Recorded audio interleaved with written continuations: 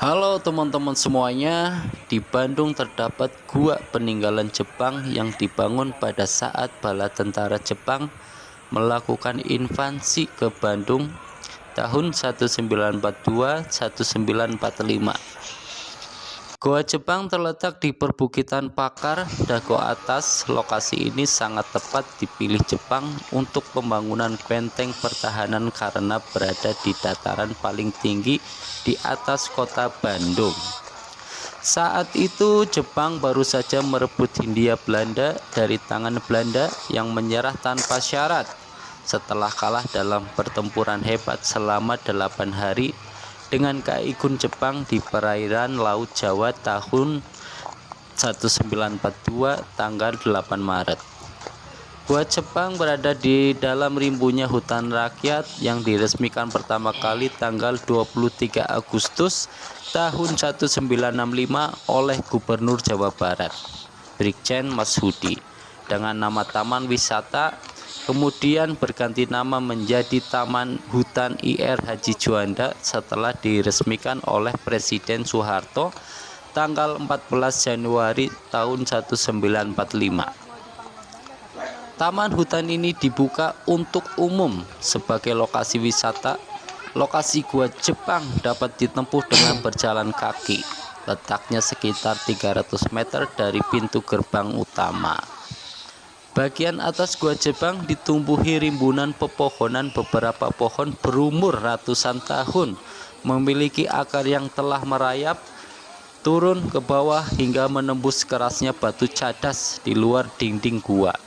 Melihat gua Jepang sama saja melihat produk Jepang yang berlumuran darah manusia. Gua ini tidak mengalami renovasi fisik sama sekali setelah Jepang bertekuk lutut kepada sekutu tahun 1945. Untuk membangun gua seluas 350 meter persegi, Jepang memperkerjakan secara paksa sekitar 300 penduduk laki-laki dengan kondisi hidup yang memprihatinkan.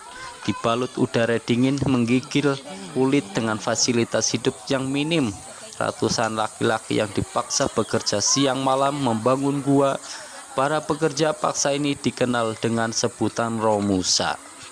Menurut pemandu wisata Bapak Sumedi yang telah bertugas sejak tahun 1985, saat itu para Romusa hanya diberi upah sebesar 5 sen dan beras setengah cangkir setiap harinya. Pembangunan gua dimulai dengan mengikis permukaan tanah bukit Pakar hingga menemui lapisan keras batu cadas. Gua Jepang dibangun ke bawah perut bumi dengan kedalaman sekitar 25 meter. Para Romusa membangun siang malam gua pertahanan itu dengan cara memahat lapisan sekeras batu cadas mulai dari bagian atas ke bagian bawah. Sedangkan gua lainnya sekitar 2 meter. Gua tersebut dibangun melintang dari arah utara 5 lorong utama ke selatan 3 lorong utama.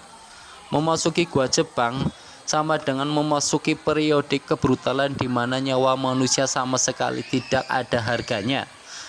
Kengerian sudah menunggu di gelap gulitannya gua yang tidak dilengkapi dengan penerangan cahaya lampu. Sebenarnya instalasi listrik sudah dipasang ketika peresmian kedua tahun 1985.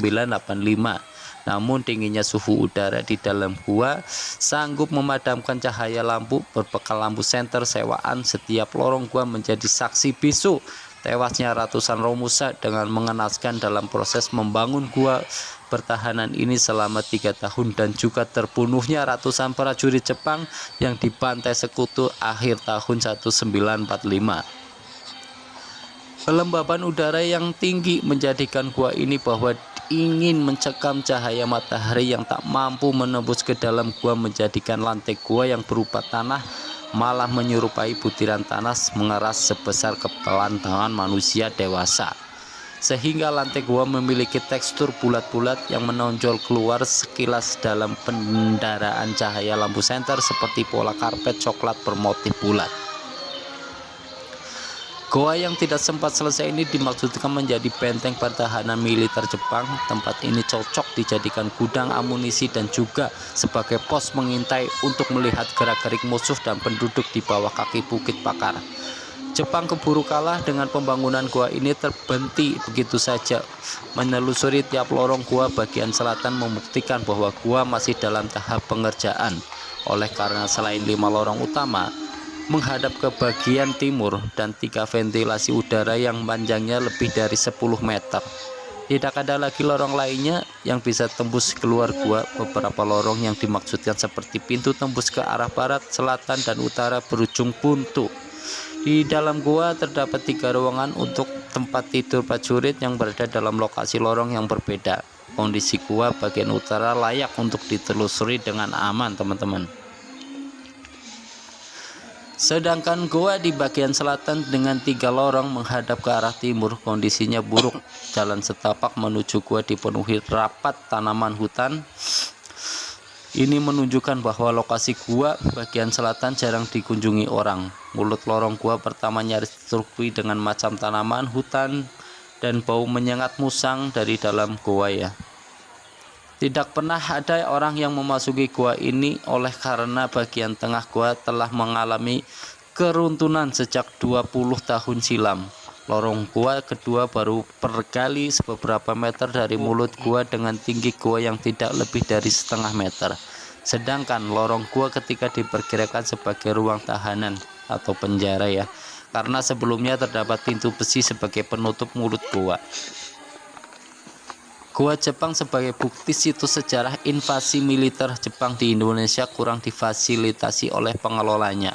Minimnya informasi mengenai sejarah invasi Jepang di Indonesia menjadikan situs sejarah berupa gua ini seakan merupakan memori yang berdiri sendirian tanpa ada penjelasan sejarah yang utuh dari periode kelam Perang Asia Pasifik. Terutama penjelasan yang memadai mengenai keberadaan Romusa. Indonesia punya sejarah yang kelam mengenai Romusa yang dipaksa bekerja siang malam membangun infrastruktur militer Jepang sebagai pendukung sarana perang Asia Pasifik di seluruh wilayah Pasifik. Di lokasi gua tidak ditemukan peta ya denah bagian dalam gua sehingga menyulitkan pengunjung untuk mengetahui konstruksi gua secara nyata.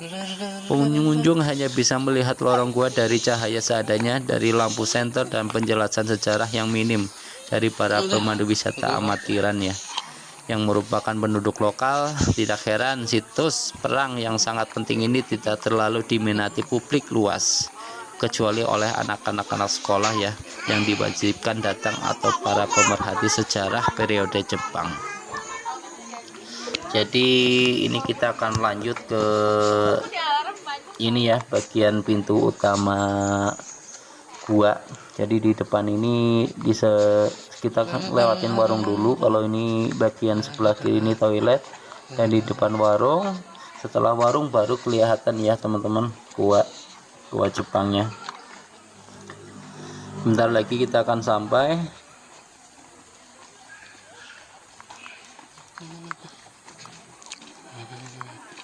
Di sini juga banyak para pengunjung ya, mungkin dari luar kota atau dari penduduk lokal ya, area Bandung atau Jawa Barat ya, yang datang sengaja ke sini karena ini hari Minggu, jadi kelihatannya ramai ya teman-teman. Nah, di sini udah kelihatan ya permukaan gua tampaknya dari depan seperti ini. Ini kita akan maju dulu ke depan biar lebih jelas.